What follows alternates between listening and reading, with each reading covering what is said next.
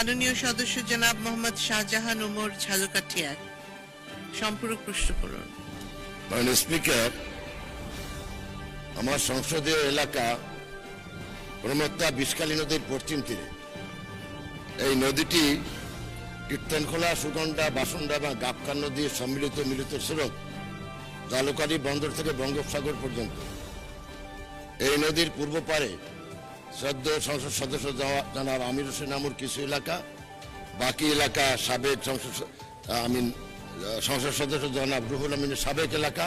আর পশ্চিম তীর সম্পূর্ণ আমার এলাকা, 2টি উপজেলা, রাজাপুর এবং কাঠালিয়া উপজেলা নিয়ে।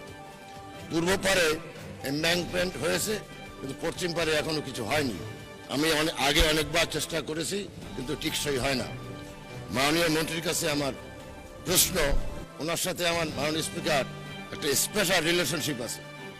প্রথমত আমরা একই এলাকার, দ্বিতীয়ত উনি আমার নিকটতম প্রতিবেশী, তৃতীয়ত আমরা ডিফেন্স সার্ভিসের লোক, চতুর্থত আমার ইউনিটে আমি যখন সিনিয়র মেজর। প্রশ্ন করুন মাননীয় সদস্য, প্রশ্ন করুন। প্রশ্ন মাননীয় স্পিকার, এই স্পেশাল রিলেশনশিপের বদৌলতে বিষকালী নদীর পশ্চিম পারে polder, blocks, dykes, embankment, geo blocks, geo bags ইত্যাদি দিয়ে যাতে করে ভাঙন রোধ করা যায়। কারণ শত শত জমি ইতিমধ্যে বিলীন হয়েছে, ধন্যবাদ। শত শত হাট, বাজার, স্কুল বিলীন হয়েছে।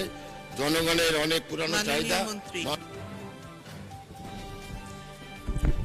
মাননীয় স্পিকার, আপনাকে ধন্যবাদ। সংসদ সদস্যের প্রশ্নের উত্তরে আমি বলতে চাচ্ছি যে আমরা ইতিমধ্যে জালকাঠিতে আমরা গাবখান চ্যানেলে ওখানে 694 কোটি টাকা ব্যয় একটা প্রকল্প বাস্তবায়নাধীন আছে, সেটা টেন্ডার প্রক্রিয়া চলমান আছে। এবং আমরা যে এলাকার কথাতে উল্লেখ করেছে সেটা আমরা অলরেডি সমীক্ষা সম্পন্ন হয়েছে। আমরা এটা সমীক্ষা করে আবার টিপিপি প্রণয়ন করব, তারপরে পরিকল্পনা মন্ত্রণালয়ে আমরা এটা পাঠাবো।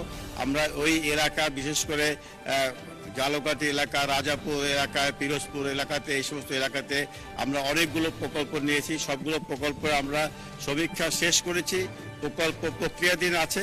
তারপরে আমরা এটা ডিপিপি শেষ হলে পরেই আমরা পরিকল্পনা মন্ত্রণালয়ে পাঠাবো এটা আলটিমেটলি অনুমোদনের জন্য। ধন্যবাদ মাননীয় স্পিকার।